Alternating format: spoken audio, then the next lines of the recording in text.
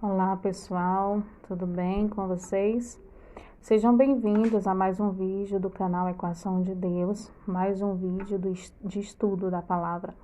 E lembrando que o conhecimento da palavra de Deus, ele produz segurança em nós, produz segurança de decisões, produz clareza de entendimento, fazendo com que nós olhemos para as coisas de uma forma ampla e tenha uma visão crítica, né? Isso faz parte também do nosso culto racional. Você conhecer os mistérios de Deus nos leva a uma adoração racional de forma mais ampla. Amém? Lembrando também que os símbolos nas escrituras, eles são presentes do início ao fim. E a importância da gente também entender os símbolos nos faz entender melhor a mensagem, as mensagens proféticas, né? Principalmente ali no livro de Apocalipse, que é um livro extremamente simbólico, cheio de símbolos. Então, muitas pessoas leem Apocalipse e não têm entendimento. Apocalipse, para essas pessoas, se torna um livro selado, porque as pessoas leem e não entendem absolutamente nada. O que falta para a pessoa ter clareza sobre aquilo que está escrito no Apocalipse? Falta as pessoas compreenderem os símbolos. Então, quando você entende os símbolos, você tem clareza para compreender o texto e a mensagem que ali está descrita, tá bom? Estou falando isso porque nós colocamos aqui a menorá. E se sua mente não está afiada com os símbolos nas escrituras, provavelmente você não vai entender por que essa menorá está aí. Mas não é à toa, né? A menorá, ela foi uma ordenança de Deus para Moisés.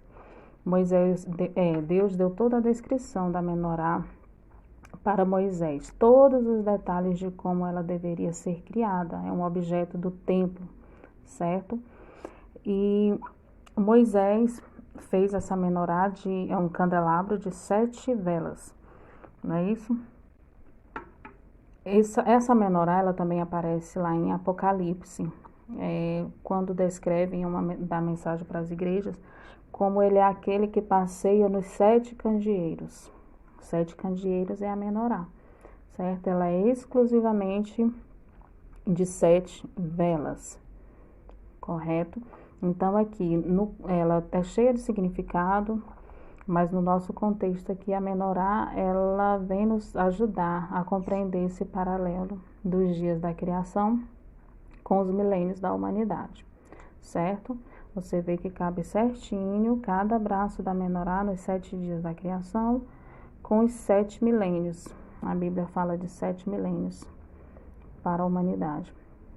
Aqui o nosso versículo chave está em Isaías 46, 9 e 10, onde a gente grifou a frase que diz: anuncio o fim desde o princípio. O princípio nos leva para Gênesis, né? Gênesis 1.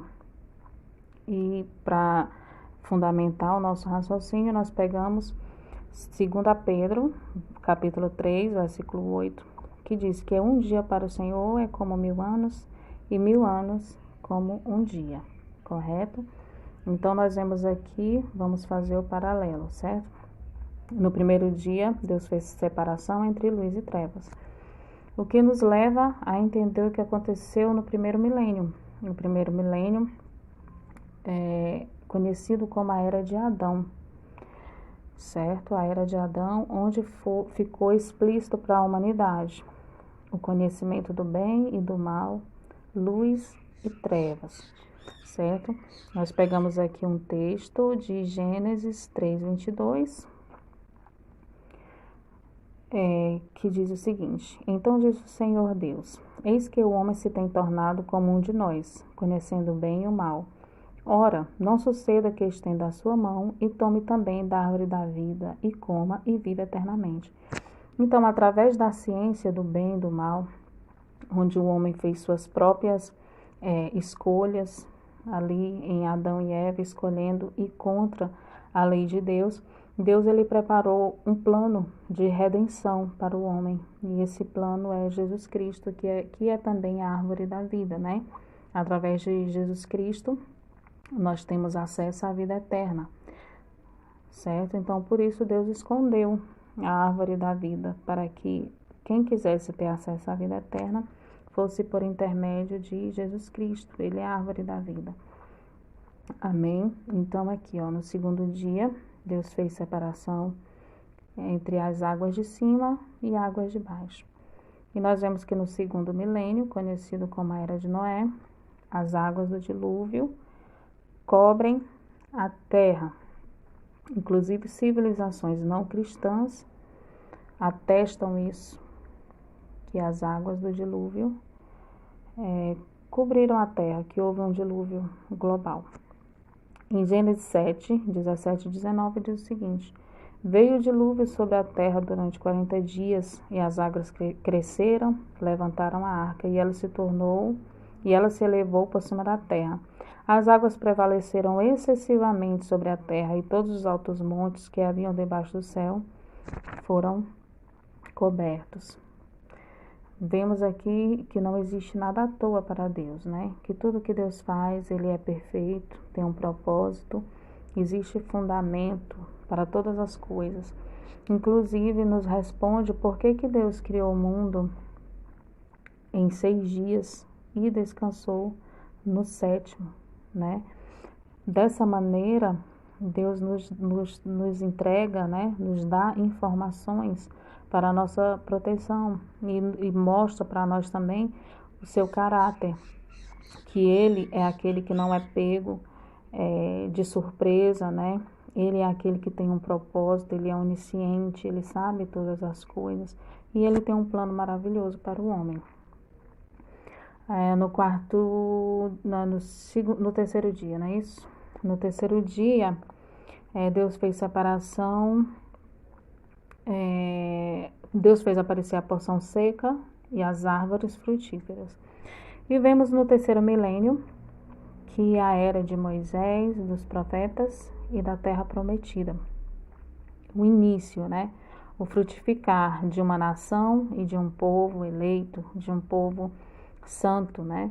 Então, uma nação fazendo paralelo aí com a terra seca, a porção seca que apareceu, né? E o frutificar fazendo paralelo com as árvores, né? Então, em muitos textos, né, Deus faz essa comparação do povo de Deus como sendo árvores frutíferas. Através da nação de Israel, né, Deus ele revelou o seu caráter ao mundo, através do relacionamento com os seus profetas, o seu povo e a nação escolhida, a terra prometida.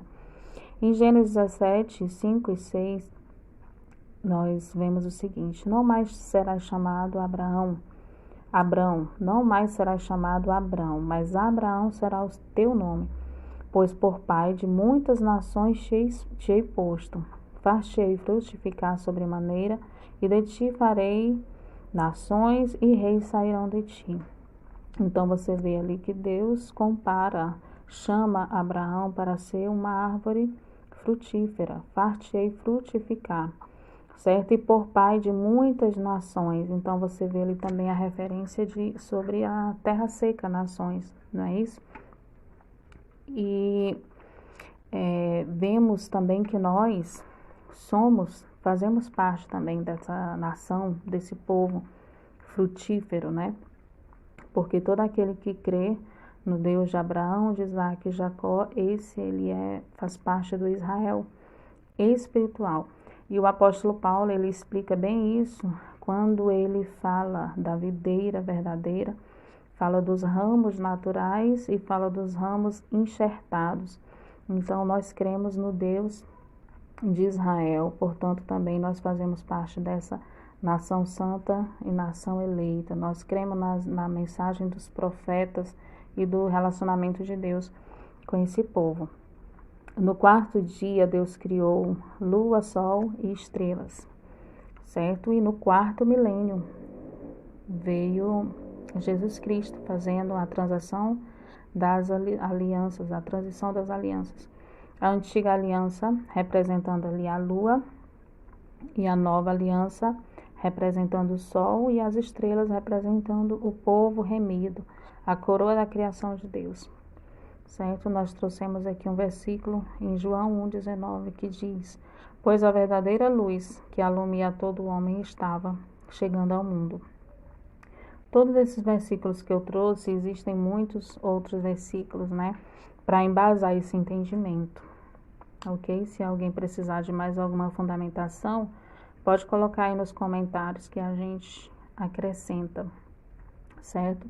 E como nós estamos aqui no quarto dia, eu vou trazer a reflexão aqui sobre a menorá. Você vê como Deus não faz nada à toa, certo?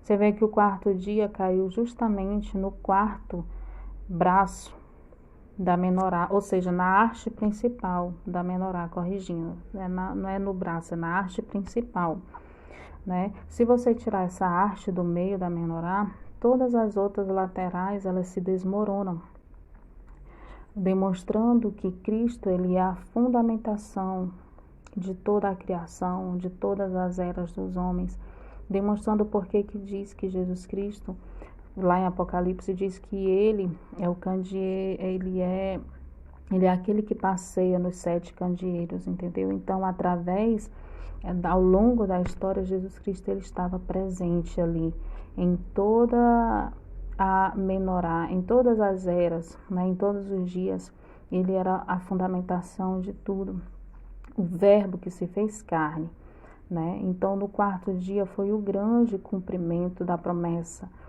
de redenção para o homem, né? Tudo isso Deus formou como um plano de redenção por amor.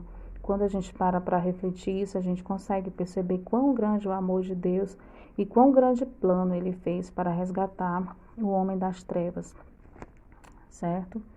Então, continuando, nós vemos ali no quinto dia. O que acontece no quinto dia? Deus diz para as águas produzir cardumes, né? Deus criou os animais aquáticos e as aves. Eu só coloquei aqui os animais aquáticos porque eu separei um único texto para provar isso, mas como eu disse, tem muitos outros. E sobre essa questão do quinto dia tem um mistério muito profundo aqui que nós podemos detalhar em outros vídeos. Então, o quinto milênio, ele é conhecido como a era da igreja, fundamentada na mensagem dos apóstolos e dos profetas, tá bom? É a pescaria de homens, a igreja, ela começa a ser edificada. Você vê que Cristo falou para Pedro: Pedro, tu és pedra, e sobre essa pedra eu edificarei a minha igreja.